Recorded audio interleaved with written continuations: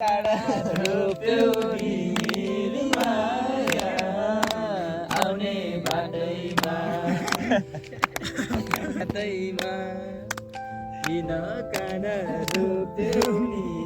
नि माया आउने बाटैमा लाको माया अर्कैलाई चन्दा भो आउने जाने मूल बाटो भन्दा भो रानी घाटैमा किन काँडा रोप्यौ नि माया आउने बाटैमा हिँडेको